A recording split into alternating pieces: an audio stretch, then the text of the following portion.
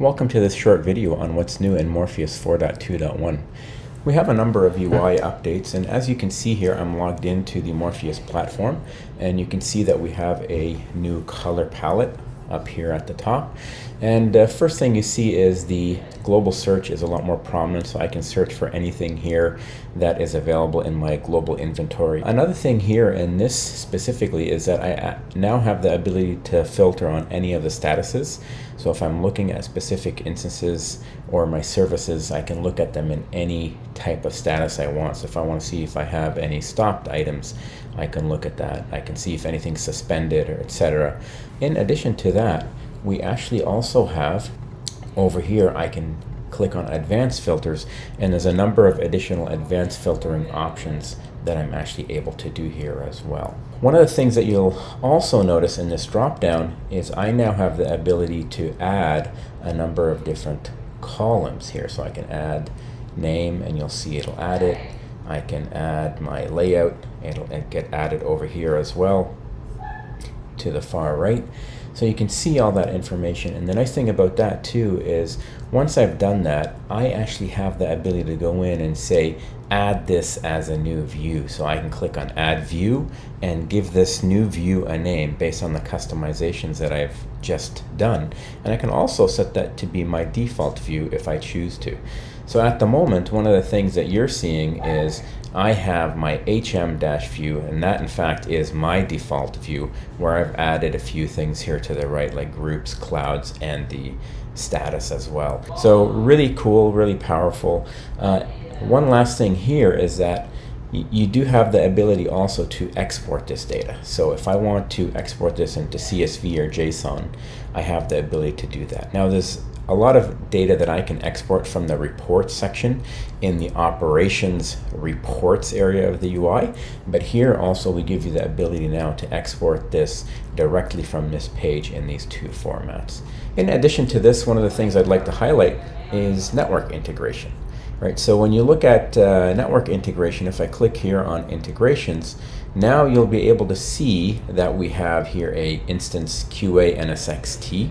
This is an NSXT instance. I have this NSX vCenter. This is my NSXV environment. So we have the ability to add that.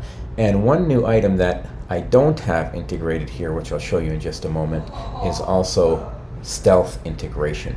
So now in addition to Cisco ACI and NSXV, we have NSXT, and we also under security here, we have Cisco ACI, which we've had, but also now have added Unisys stealth integration as well. So again, really focusing in on network security and being able to provide that as part of the provisioning process. Okay, so just really quickly, if I click here on NSXT, I'm going to be able to see my NSX environment. I can go in, look at things like my transport zones, my segments, my firewalls, my tier 0 and tier 1 gateways, if I have any here.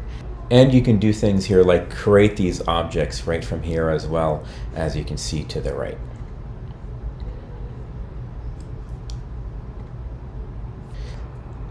Another thing I'd like to highlight is around the automation.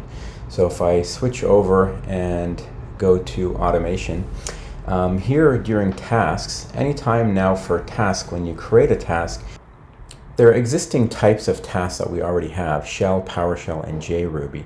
And one of the things that we've added or enhanced in this release is now the ability to do Git integration as well. So regardless of whether you choose Shell or PowerShell or JRuby, you can now integrate that and pull that in from a Git repository as well, simply providing the details here. One other thing I'd like to point out is in the library, and that is option lists.